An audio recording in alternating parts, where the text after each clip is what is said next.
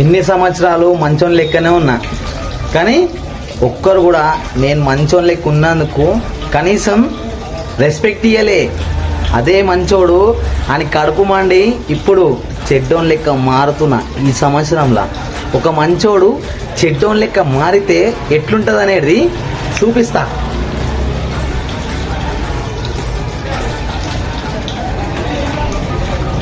ఖచ్చితంగా చూపిస్తా అంటున్నా.